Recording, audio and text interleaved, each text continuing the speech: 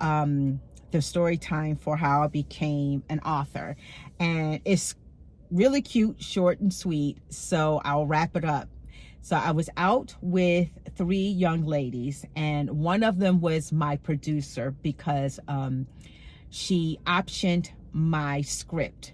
And we'll talk about that in another video. But I have a movie script that's been optioned 3 times with major networks.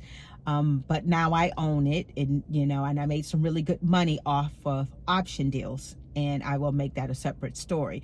But I was with my producer at the time, and she was very much a Prada girl, meaning, the beautiful straight hair, labels down, clothes was beautiful, makeup was always on point, that what they would call an IG girl now, I guess. Back in our day, we would call them like a Prada girl, because they always had like Prada or some type of, expensive label brand.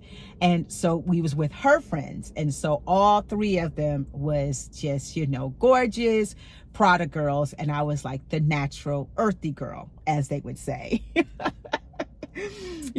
So I'm not a label queen or a label diva. I buy what I like, and sometimes it's expensive and sometimes it's not.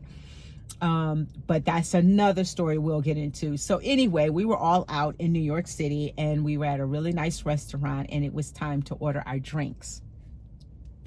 So the waiter comes over. And you got to remember, I'm new in New York. I'm from Buffalo. Buffalo is very cold. I used to ski with my dad, and so you'll understand the drink in a minute.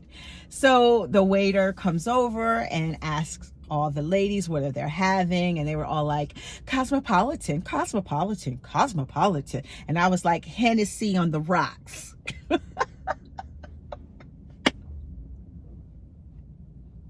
When I tell you, Hennessy on the rocks used to be my drink. When I said that, they all clutched their pearls, and they were all like, are you a man? And peer pressure. So I was like, well, no, that's what I drink. I drink Hennessy on the rocks. They're like, well, try something different, try something new. So I had a Cosmopolitan, and I guess because it was so sweet and sugary, it had me on my butt. I'd never been that tipsy in a long time. Like the Hennessy, I guess I got so used to it or whatever, but that Cosmopolitan was something else. So about 2-3 rounds in, we're all talking. I was engaged, and so I was in love, and I was all happy. The other 3, they were single. So the conversation was about the single life and all of like the craziness and the letdowns. They were like complaining, and I was in love, so I was all happy-go-lucky and life was good, because when you in love, it be loving and everything be good. And so I was getting on their last nerve because I was just like, in love. But the conversation was so good, and we were all tipsy, and we were all raw and keeping it real. And I said, this would make for a great book. And everybody was like, yeah, you know what, it would. So tipsy, we're all talking. We all said this would make for a great book. The next day, we all sobered up. Only one, my producer, called back and was like, that was a really great conversation that we had last night. I agree with you. I think this would be a good book. And I said, okay, let's try something. So she lived in LA. I lived in New York, and she went back to LA. And I said, how about over the weekend, you write what you think the book would be like. I'm going to write what I think the book is going to be like. And then we'll swap and see. And I told her, I said, you write in blue and I'll write in red, and we'll merge them, and then we'll just see what happens. So we took the weekend. I wrote what I thought. She wrote what she thought. We exchanged, and it was on. We were like, this is it. So it took us about 6 months to write the book. It took us another 6 months to get a publisher, because my co-author, she was also a producer, so she had some really good connections. So I'm not saying this can happen to everybody. You do have to have some connections, but you have to have something, because you can have the connections, but if you don't have anything to give them, so, you know, it goes both ways. So she had some connections. We had something really good. And then we got us a publisher. No, sorry. We got us an agent. So we got the agent. And then the agent, she sent it out to like the low fruit publishers. And we was getting all these no's. I think we got like 10 no's. And then she finally said, you know what? I'm going to hit up the top 3. And Doubleday picked it up like that. And it was perfect timing because Sex and the City was ending. And so the whole marketing and branding was all about Sex and the City is ending. What are you going to do now? Well, now you have Cosmopolitan Girls. So the reason why the book did so well was because I was a creative doing movies and TV, and she was a creative and she was, you know, doing film and television. We treated our book like a record deal, like an album release. We treated it like entertainment, not like the typical publishing where it would just be like a tea party and your editor and your publisher. No, we had Absolute sponsor us, and they did all the Cosmopolitans in the book. The first thing that you see is the recipe with Absolute in it, and it's in a shape of a cosmopolitan. So we were really about that creative branding.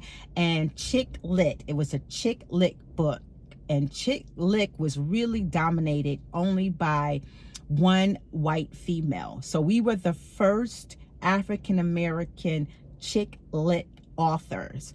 And so what that meant was that you could read the book at the beach. It's not like a serious read. It's like fun. It's, you know, escapism. It's not a romance novel. It's just more like, you know, chick literature. Something you could read at the airport really quick. Something you could read on the beach for the weekend. You know, it's a fun book. It was a fun read. And at that time, Chick Lit was really hot. And we opened the doors for other authors to come through. It was just such an exciting time. I don't regret it. But the reason why I wanted to share that story with you is because a lot of times you do the same thing, right? You go out, you hang out with people, you have a good time, you drink, and you come up with great ideas, and you say you're going to do it. But it's that one little thing that you don't do. You don't follow up, and then you don't actually do it. So that's the lesson I want to end with you today, is when you have a great idea, just follow through and try it, because you just never know. Now, there was 4 of us, so only 2 really decided to do this, and we did the work. Of course, the other 2 was like, oh man, we should have got on that. They didn't. And a lot of times we do that.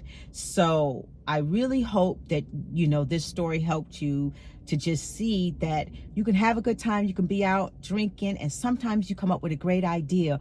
All you have to do is follow through and do the work and put it out there. And you just never know what will happen. It's just like how social media is. TikTok and Instagram and Facebook and YouTube. You put it out and you just never know what might happen, but you have to put it out. So I just wanted to share that with you. And this is getting to know me, reintroducing myself, or introducing myself to you. Video 1, there's going to be more to come. I don't know how many more, because I'm fab over 40. So I have a lot of experiences. But I'm only going to hit you with the major ones. I'm an award-winning writer-producer. I'm inducted to the MoMA, the Museum of Modern Arts. So I think that might be my second video. I'm gonna show you my reel. That's another thing. I don't think I've done that yet. I haven't showed my producing reel, my writing reel, to show you some of the things that I've done, and to explain why I will be getting back to producing I'm not going to say what, but I'm going to get back to producing and putting some stuff out there because I really enjoy doing it. And so I will end it with saying I'm putting myself out here with the Fab Over 40 contest, and hopefully you're getting to know me, and hopefully that will make you feel like, you know what, I'm a vote for her. I think she's going to do well with the 40,000. I think she's going to create amazing things, and she's helping cancer at the same time. So I'm gonna give her a vote. You can vote free every day, and you can donate to give me more votes. Hopefully you can get me to the second round, and then there's going to be a third round, and then I think there's a final fourth round, and I will share more about the contest in my next video as well, just so that you know how to keep me going. All right, I'm going to end it. Please vote for me.